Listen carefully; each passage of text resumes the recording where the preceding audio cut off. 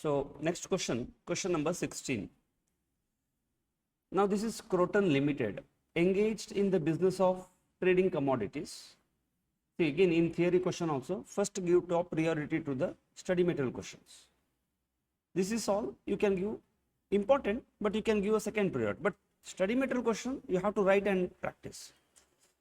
Now Croton is engaged in the business of trading commodities. The company's main assets are investment in the shares, preference shares, bonds, debentures, mutual funds. All are financial assets.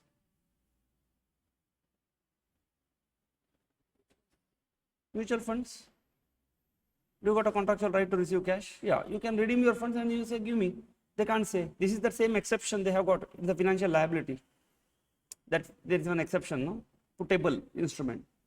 The company collects the periodical income from the investments and regularly sells the investment in case of favorable market conditions. That means they collect also, they hold it and they sell also. Such investments have been classified as a non-current investments in the financial statement because your intention may be to hold it for more than 1 year. Also, the company buys and sells the equity shares of the companies, earning short-term profits from the stock market. What you are doing there? Trading. The CFO of the company classified all the non-current investments as FVOCI. He is telling, look, my objective is to sell, and all the current investments, this equity, no, as FVTPL. Understood what they did? Now their understanding may be, see, look, non-current means more than 1 year. So I will classify it as OCI because I don't want that effect to come. Short term means trading. Maybe that's their understanding. Now there is a breakup, both the equity share, there is a short term, long term, short term, long term, short term, long term, like that. Now can the company classify the equity shares previously held under current investment as FVOCI if the company decides to hold them for more than 1 year? Like previously you are holding it as a, you have classified it FVOCI. Can you move it? Can the company classify previously held under current investment? See, the moment current means what? FVTPL. It is already classified as an FVTPL. Then you decide, no, I will hold it for more than 1 year. I want to shift it to OCI. Can you do that? Why? Irrevocable option at the beginning. And your classification doesn't depend on current, non-current. Followed, no? So you shift from current to non-current, you should shift the designation. No, that doesn't work. Now the company has classified the NCD, non-convertible debenture. That means you are going to get a cash back. Non-convertible, no options there, convert. That means it is going to pass SPPI with the maturity period of less than 12 months from the reporting date as current, obviously. This is what I told you, that they have got both the classification. This has been classified as FVTPL by the CFO of the company. Now the company wants to know whether, okay, forget it. Can this I treat it as FVOCI? No. Again, it is the initial option I need to have. That's it. You look at the question, you understand, but how do you express it? Tell the evaluator that you know it. And now comes the language. You can write in your own English language, but see to it that the words of Indes are reflected appropriately. Equity shares are held for trading and their classification is right. So you cannot treat them at FVOCI. Again, it is applicable only at the recognition. So you cannot simply classify because of your due to change in the business model that you are not holding for trading. I will classify. No, that is not permitted. On the day one when you acquire, what is your intention? Now, how an auditor comes to know what is the intention? Take the representation from the management because that's what you can do. Or look for the history. Generally, what you do. Investment in the non-current debentures, it is assumed that there is a contractual terms give rise to cash. Solely because we really don't know. Since the question is very silent, we have made an assumption that non-convertible, then SPPI test is passed. Business model includes collection of income on a regular basis besides collection of CCF. Therefore, it should be FVOCI because you are going to hold it also, sell it also. So classification is not going to change just because current, non-current. So if the company classified previously by mistake as FVTPL, where by default it should have been FVOCI, yeah, then you can rectify it. Because if your object, see, current and non-current doesn't come into picture. What you are doing with this non-current NCD? non-convertible debenture. You generally hold to collect. Sometimes you sell it. That means by default, it should have landed up in OCI. You didn't do it. That means it's an error, no? So Ind AS 8 is going to come into picture now, rectification of errors. Changes in the accounting policies, changes in the estimates, mistakes of the previous period. Followed, no? Okay, now let us move to the derivative part. This is all about the classification. I hope by this good number of questions, which is highly probable questions in the examination, you understood how to apply also, how to write it also, express also. Now you should tell, you know derivative? Study, simple, no? Accounting. Silver Limited purchased 100 ounces of gold on 10th of March 2011. You are looking, where is bronze? There's one more silver, no? The transaction provides for a price payable which is equal to the market value of 100 ounces of gold on 10th of April and shall be settled in such number of equity shares as required to be settled aforementioned transaction at rupees 10 per share on 10th of April. Whether it is an equity or a liability, own use doesn't apply here. They said, okay, that means you can't say that, sir, I will not pass the entry because it is for my own consumption. Can you say it is for your own consumption? Did they ask you to write the explanation for that own consumption? Do you remember? What are the conditions for the own consumption? Own use exemption. That means, even though it is in the nature of a derivative contract, I need not pass any derivative accounting. When it is not settled in cash, net cash. When it is not settled in net cash, then I will say everything is not settled. No. One thing is there should not be any contractual terms.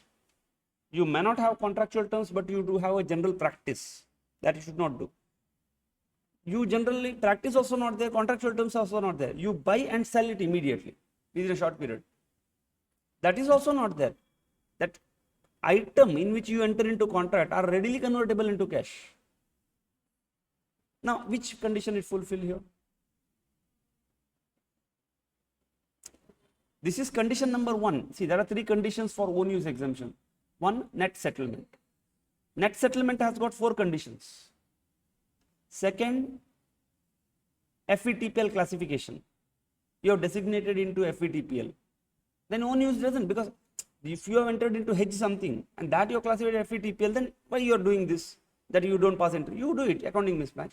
And third, you are given written put option.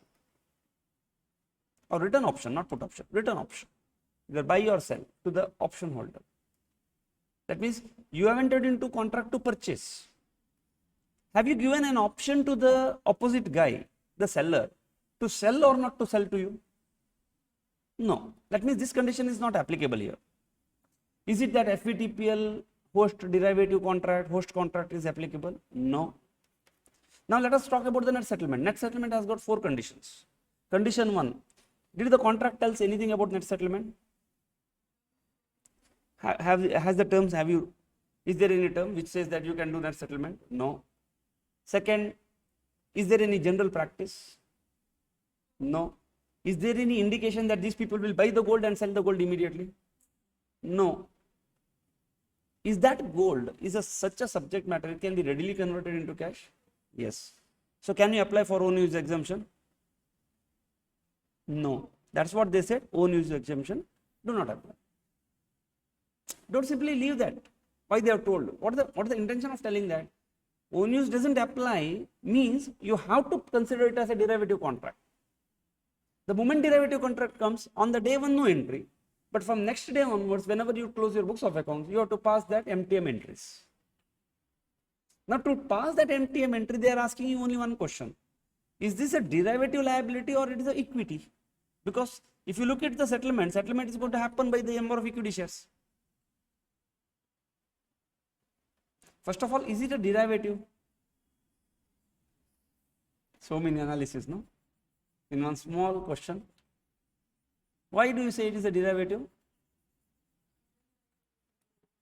Underlying is the gold, and the gold price changes, your contract value changes. Second, settlement in the future. And right now, did you pay anything? No initial investment. Then Okay, now tell me, will you classify it as equity or a liability?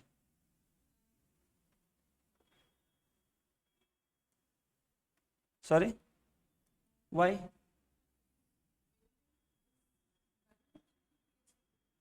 It is done in equity. No, settlement is done in equity. But do you know how many equity shares you are going to issue? Fixed shares, it is going to fail. Followed, no? So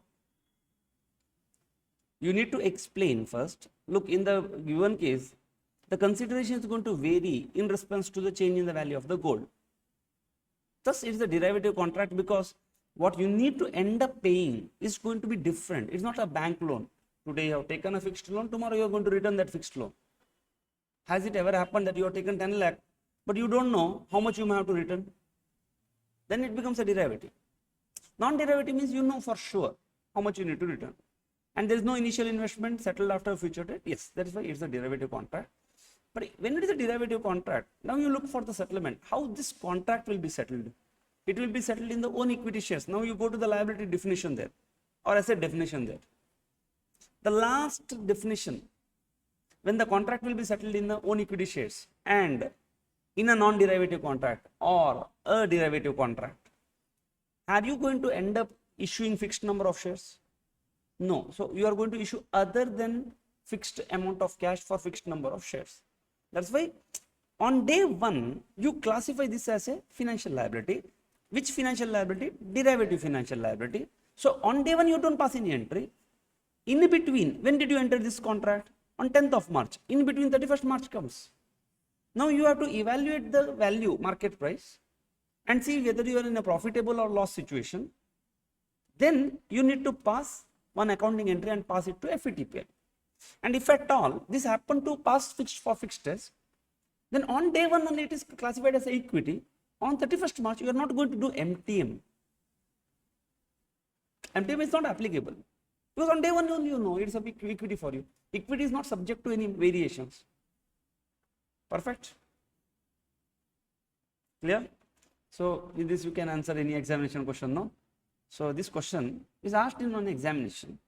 You have to tell me the answer. Jewels entered into transaction. See, 5 marks they asked. For 1000 grams of platinum on 15th of January. Transaction provides for a price which is equal to the market value of 10,000 grams of 1000 grams of platinum on 15th of April, settled by such number of equity shares required to settle the aforementioned transaction at a price of 100. Whether it is to be classified as a liability or equity on 31st March. See how beautifully. If you look at the study material question, not much information is available. But look at the examination question. See the clarity what they bring. As per 109, explain with your reasons. Now it is a standalone theoretical question. So here we don't have any problem. Problem with the theory comes in other problems where they explain and account, advise and account. Then my theory is integrated, but one line I will get 1 mark. Nice. Just write one line, you get 1 mark there. But here we have to explain it with the reasons why I am classifying it. So you can't leave any of the question. See again, I will share you so many other questions now. Other question means almost all other questions of the study material in one PDF with the question and answer. Whenever if you feel, because I am not going to discuss that and it becomes a regular batch then, so many things. If you feel, okay, so this question may be probable, possible, no, I cannot give you 100% guarantee, then you please mark that question, practice it, followed, no? But that you do it later, not right now. Right now, top priority is whatever I am going to discuss, 25 theory questions, 62 practical questions. That's your top priority. Anytime I'll ask you, you should be in a position to tell me without any confusion. Yes, the answer is same. So you have to check for 3 characteristics. Value of the contract, say first definition of a derivative. So this is a derivative settled, but it fails fixed for fixed test. That's it is a derivative financial liability. Now journal entry is not asked. Can you tell me the journal entries? Assuming, okay, so since you don't know, no? The price of the platinum on the date of contract was 50. 31st March it is 55. 15th of April it is 60. They didn't ask you journal entry in the exam. Just I am asking you out of our academic interest and discussion. Look at these prices and can you tell me what journal entry I should pass on 15th of January? It's crazy.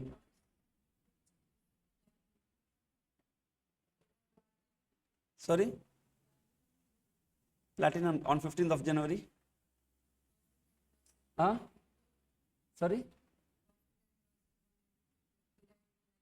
When? 15th, I'm asking 15th. What entry? Did I purchase on 15th January? And entered a contract. Did he deliver to me on that day? No. Did I pay any advance money? This contract has got any value? No. On the day one, since it is a fair value, I say we don't pass any entry. Can I opt for fair value exemption, own use exemption? I will twist the question. I'll ask you. I wanted to apply for own use exemption so that I don't want to pass entry throughout. Can I do that? No. Why? This item is readily convertible cash, so it is considered to be net settlement. So that settlement things you will not permit it. You have to get into it. Followed, no? Now tell me on 31st March, what accounting entry I am going to pass? Okay, am I in a favorable or unfavorable situation? Why? What is my exercise price?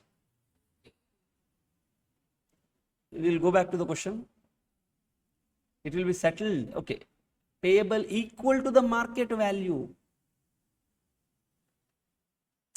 The exercise price is whatever price, it is not fixed today. Whatever price it is there on that day. Then you say, sir, then you can't you go on that day only and take?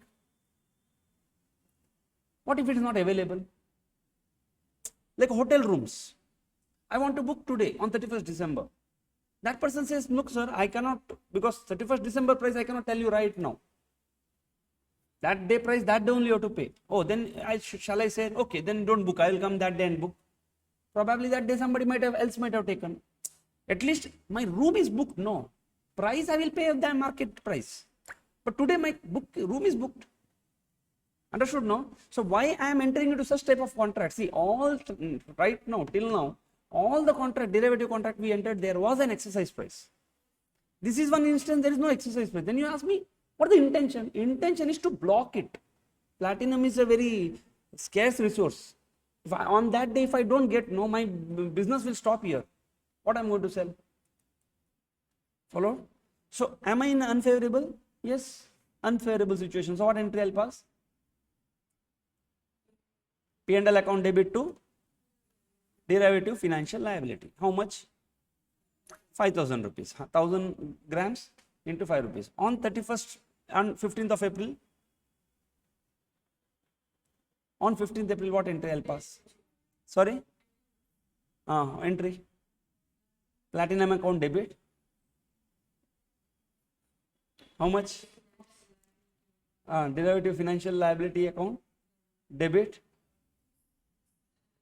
Platinum account 55, derivative financial liability 5, vendor. See, this looks like an embedded derivative, no? We separated it. This is the same effect, no? When we are separating embedded derivative. Otherwise, this would not have been accounted. The vendor to equity share capital, because we are going to issue. Now, how many shares we don't know. On that day only we come to know that since we are issuing at 100 rupees per share, on that day we come to know that we have to issue 600. If the market price was 40 rupees, we would have ended up issuing 400. Perfect. If it was passing, instrument would have been classified as an equity, and then all these entries would not have passed. MTM would not have been come. Okay, now question number 19. Entity B writes an option contract for sale of shares of Target Limited at a fixed price of 100 per shares to C Limited, and this option is exercisable any time within next 90 days. It's called American option. You can exercise any time. Evaluate under the definition of financial instrument. What type of contract it is? It's a theoretical question. For whom? For B Limited.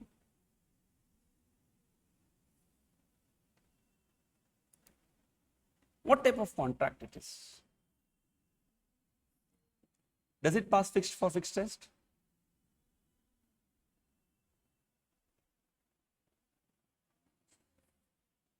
So it has failed fixed for fixed test. First of all, look, is it the contract to settle in my own equity? Then where is the question of fixed for fixed test, Baba? You have to look only favorable or unfavorable, no? This is the second definition, contractual right or exchange under unfavorable, that derivative. So when you enter into derivative contract for your own shares, that is the last definition, where fixed for fixed we need to check. But here you enter into a derivative contract in somebody else's shares, no? So what is the option? You have rights and option for sale. That means you have written one put option. He will sell to you and you are going to buy it. And when you buy, you have got a liability to pay him. 100 rupees your financial liability, no. He may sell to you, he may not sell to you. But if he comes and sells to you, do you have got an obligation? Can you avoid that? You have got a contractual obligation to pay. Why? Because your option is written put option. That's why you have to figure out which option is given. If it is a written call option,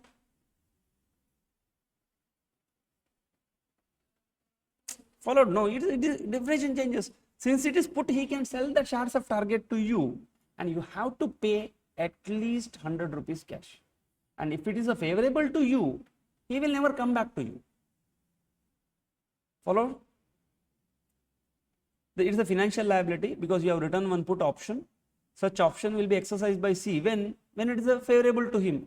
So you have to write in this language, it's an illustration question. When, because if it increases beyond 100, thereby resulting into contractual obligation over B Limited should settle unfavorable terms. So, 1 minute.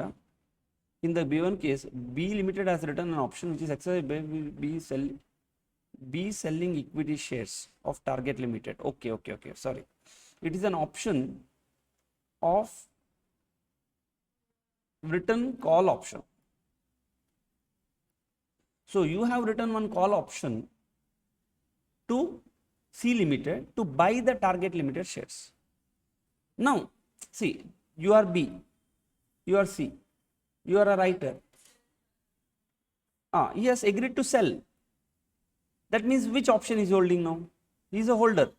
Which option the holder is holding? Call option. So he may call, he may not call. At what price he has agreed to sell? 100. When he is going to ask? If the prices are going to increase more than 100. See, if the prices, see, in a written option, you always have got a liability, okay? You can't say, I told you. There also I told you. Now I'll tell you why.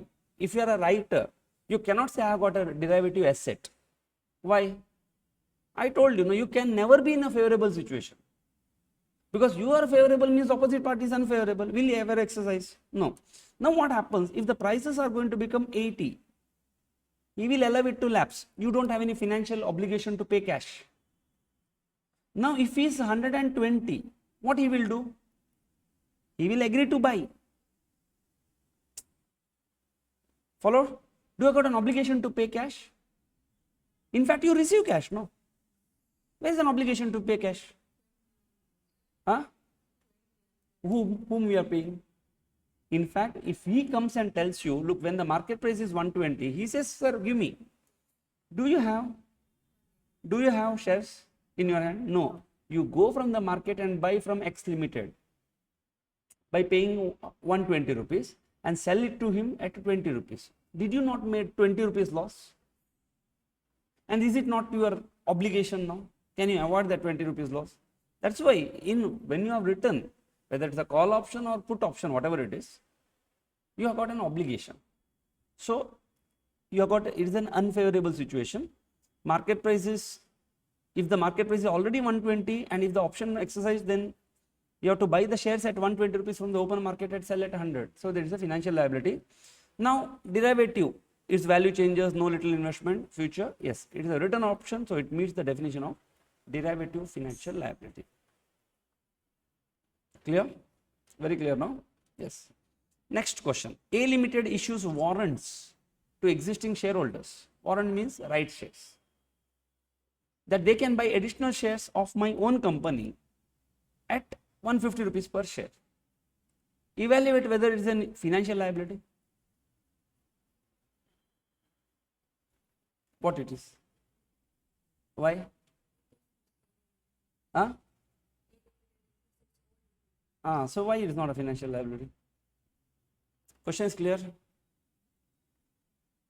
Why? What this transaction is all about? Why is it a financial liability? Yes, Mr. Priya. Sorry, on what definition you are going to apply to it? On what basis do you say?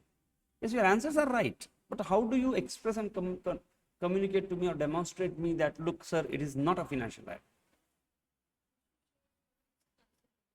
What consideration you receive?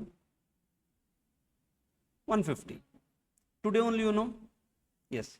You have issued right shares. Did you tell 1:2 or 4:5 ratio? Today only you know how many shares you are going to issue. When you give right shares will be in existing proportion to existing shares. So you know how many shares you are going to issue and you know how many money you are going to receive. So you constitute a contractual arrangement where fixed number of shares will be against fixed of cash. You will say there is the derivative contract because there is a very small amount today, no need to make an investment. So it's the definition. Derivative contract will be settled for cash, definition of equity instrument. Therefore, above contract is a derivative contract, but it meets the definition of equity instrument. It's a derivative. See, there are two things sitting there in every question. Whenever the flavor of derivative comes, you have to explain that yes, it is a derivative. But a derivative may be a derivative of financial liability or it may be an equity. Then what exactly it is? The moment your own shares come, then equity definition is going to attract. If other shares come, no, either it's a derivative asset or a derivative liability, depending upon favorable or unfavorable. Perfect? Everybody's clear, no? Yes, this is the illustration question. You need to give high importance because previously this was not part of your illustration. This was sitting in your MTP. In the new syllabus, they have included as an illustration question. Or probably maybe there like this. Okay, I may not be there because generally I have written NSB here. NSB means previously it was part of the practice study material, this thing RTP, MTP. Now it is part of the illustration. That you give high priority. Company Z engaged in the business of importing oil seeds for further processing for trading purposes. Further processing also you do. That means you seed, palm oil seeds you bring. You do two things. You sell the palm oil seeds to others because you are an importer. You are a star category importer. You get certain advantages. So you import cheap. Now there are two import things. Either the imported material you either process it and prepare a palm oil, or those seeds you sell to the others who cannot import it. And you try to make the profit there also. Understood the business model? Now, these people have got a great opportunity to play now.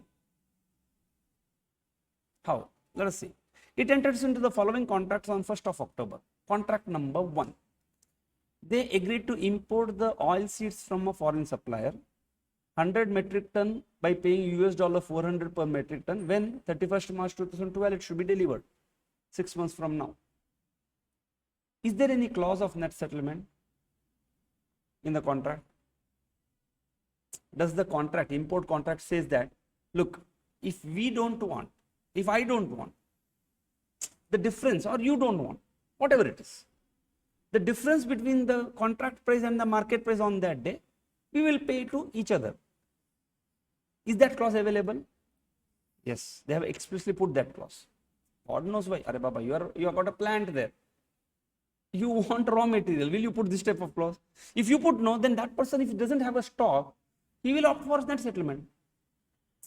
He will opt and pay, but by that time, who is going to give you palm oils now, palm seeds? Will you stop your plant here? That means, what is the intention of putting that clause? Why did you agree first of all? What? Maybe, I don't know. One leg you are into trading also, no? One leg you are into trading also. Net settlement, in practice, how much net settlement? There have been several instances, these oil seeds are sold prior and shortly after delivery.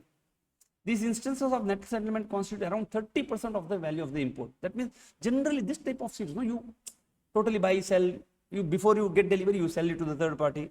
That means you have got one department called risk management, and you have appointed one CA. That CA's job day in, day out, same thing. Figuring out the commodity prices, having, it's called active foreign exchange management or a derivative risk management. You would sell, buy, sell, cancel the contract, forward. Okay. Contract number 2, you purchased the oil seeds from one domestic supplier. 50 metric ton at 30,000 rupees, 31st January, contract clause is there. And what do you do in practice? Yes, company has net settled some of the domestic contracts also. Foreign contracts 30% they do. However, the instant is only 1%. So generally, the remaining contracts are settled by taking delivery of the series, which is usual for the. So when it comes to import, no, maximum 30% you do settlement. Domestic also you have got a clause, but your past practice says that only 1% of the time you have done that. That means probably what must have happened, the domestic quality of the seed is very good. That you must be using for processing. Import you must be selling it. See, this is all vyapara guttu, trade secrets. Outside people don't understand it. After you get hold over certain area, then you can do all these things to earn the cash. That's your business. Contract number 3, this contract to sell the oil seeds on the commodity exchange. 50 metric ton, 450. That means you went to F&O segment now, commodity stock market. Net settlement clause is there. These contracts are required to be settled in exchange on the maturity date. In F&O, companies that enters into these type of derivative contracts to hedge the risk on the domestic oil seeds purchase of the contracts. Now the question is, companies that require to determine the contracts entered into for the sale and purchase as a derivative within 109, or they are executory contract and outside the scope. They are asking only one question, sir, these 3 contracts are there. Should I do mark to market, or should I ignore it? Mark to market means you bring within 109 scope. No, executory contract means you will leave it. On the day only it's going to happen. Now what you are going to do? Contract 1, what is your opinion? MTM or 109 I can say. Second, no. Third,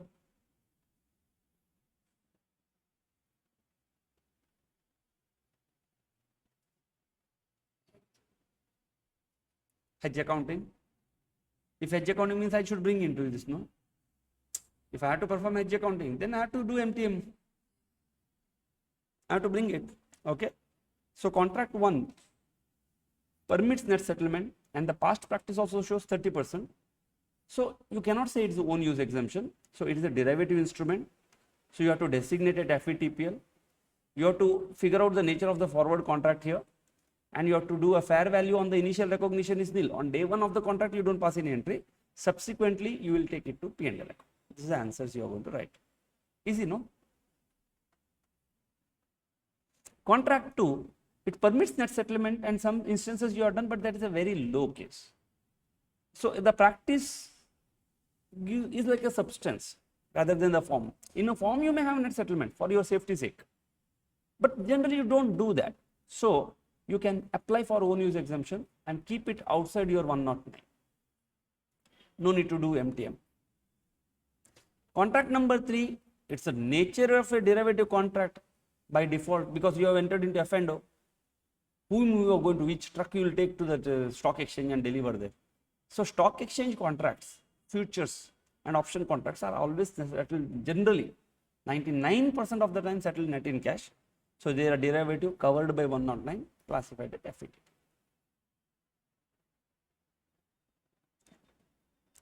Okay, so the next question, again you can give a little low priority for this question, MTM question, MTP question, but very nice, beautiful question. Blueberry entered into following transactions during the year 31st March 2012.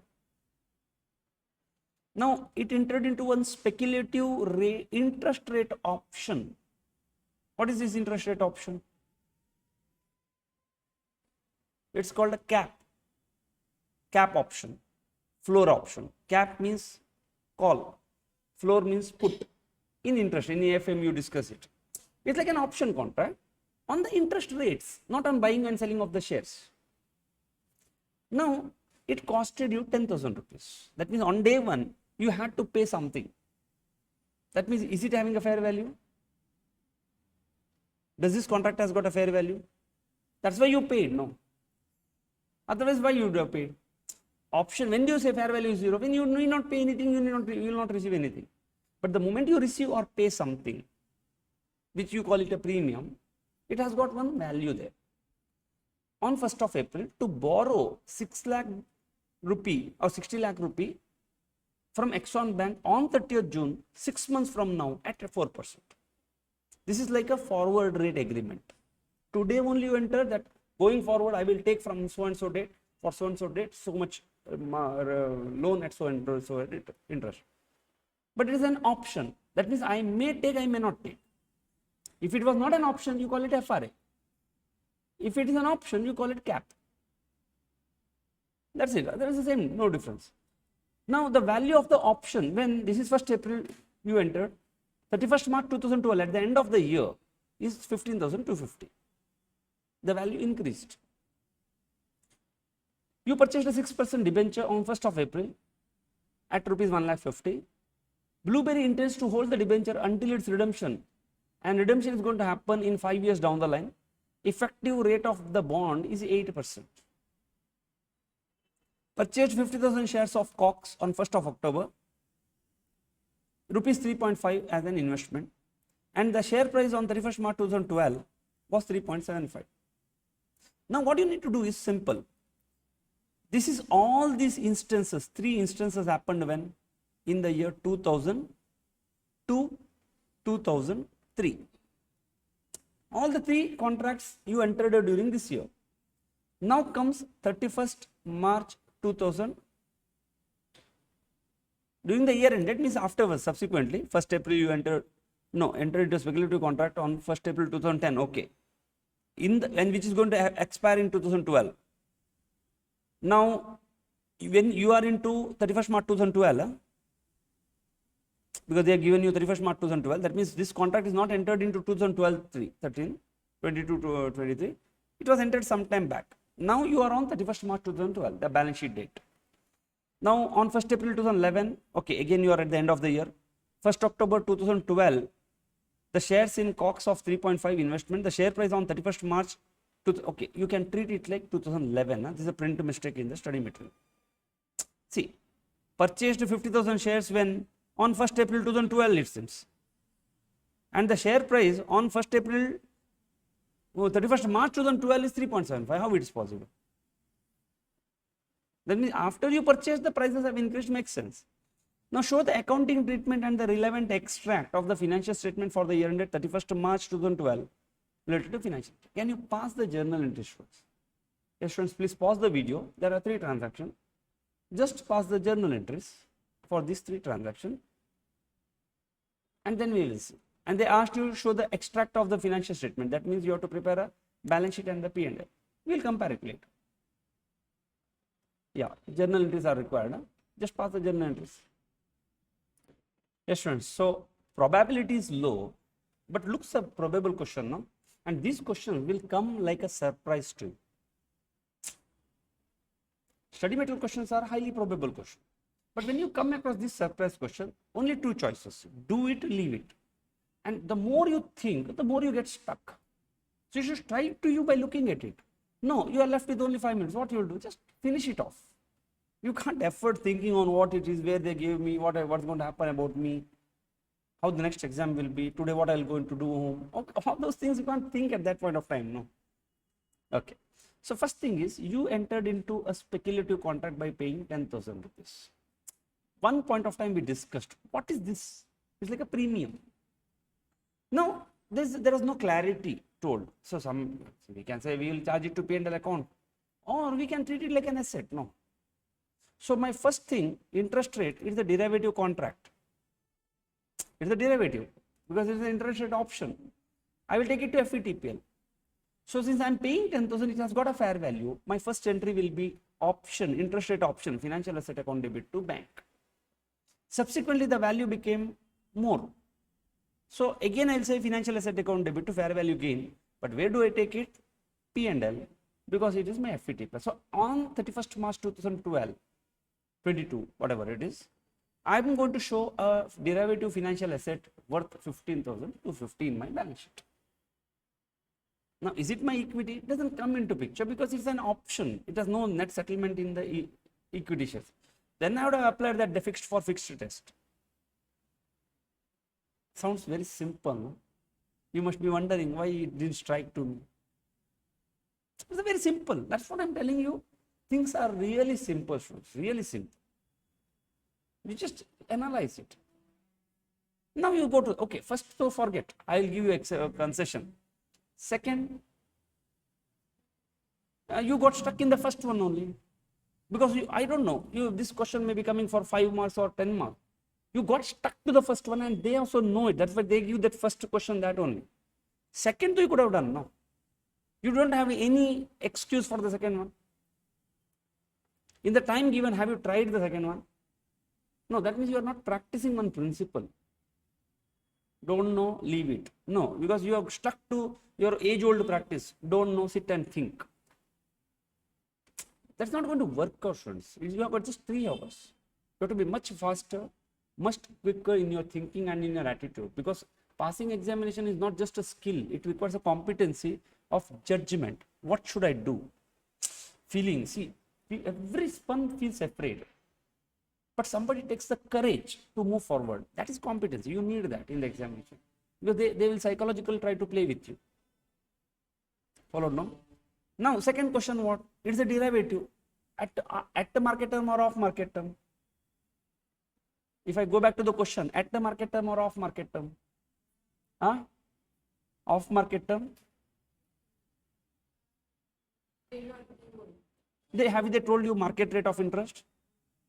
What they told? Effective means what? Huh? Sorry? It's the effective rate, okay. Yeah, somebody can be, effective means there could be some transaction cost, no? Okay, they have told it very clearly. Why the cost is 6%, the contractual rate is 6%, and why the effective is 8%? Because they said it's repayable at a premium. Have they told you that? No. Then obviously my effective rate of interest is going to change. No. So this instrument is at a market terms. And specifically they told effective rate. Effective rate comes for amortization schedule. So on day 1, I'll pass the entry 6% debenture financial asset going to debit 2 times. The moment you see this, no, you feel so much inside. Oh, this is a so simple thing. And if I consider majority of the marks should be devoted to this. First one you pass only 2 entries there. Then on 31st March you pass 6% debenture, 2 finance income. How much? 1,15,000 to 8%. Do you need to prepare an amortization schedule? No. Then bank to 6% debenture. If you want pass one more entry, finance income debit to P&L account. Done. Now equity shares in the COX. Off market, at market doesn't come here because it's a FVTPL. Because what they said, how the classification is going to happen. Blueberry designates all the financial assets at FVTPL only when it's unavoidable. That means if at all you can avoid it, what is your classification? You will move other than FVTPL. For equity shares, do you have that option? Yes, you have got an option for OCI. That's why they didn't tell you specifically in this question, oh, this company opted for OCI. You can't assume that I will take to FVTPL. You will lose the marks. Why? Because they have told one sentence that, look, whenever possible, they will try to avoid the FVTPL. So the only assumption you should make here is not an assumption that they are moving into FVOCI. So the first day, you pass investment to bank, 3.5 into 50,000. Date they gave wrong here in MTP, don't worry. Exam they will give correctly. And on 31st March, there is an increase in the value. Equity investment account debit to OCI.